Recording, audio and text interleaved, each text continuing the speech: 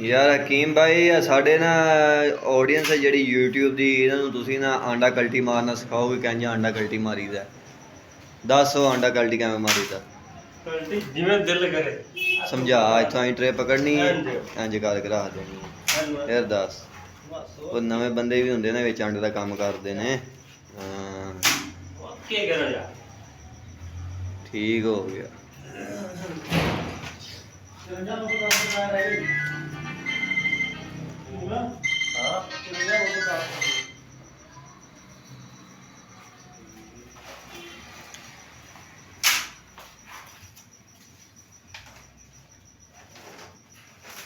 कीम किनिया पेटियां कल्टी मार लिया ही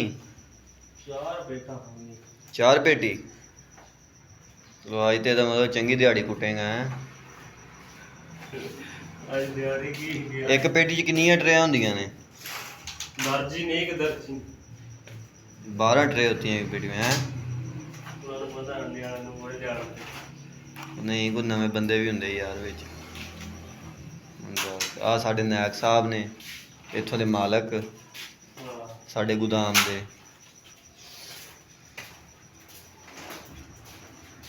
किसी ने भी आंडा लेना देना है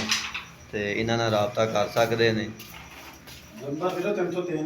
नंबर रहन दे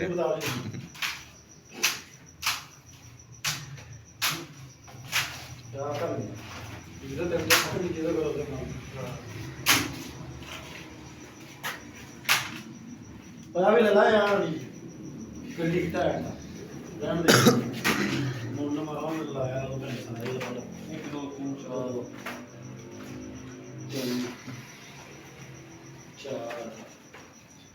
5 हुण मोटरसाइकिल लोड करने भी दस कैवें करी दियां ने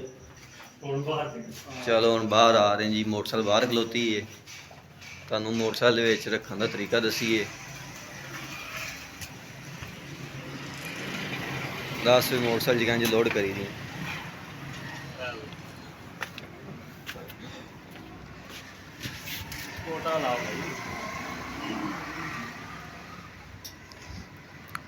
10 आवाम नूं कंज लोड करनी है मोटरसाइकिल चल लोड करना यार विच माल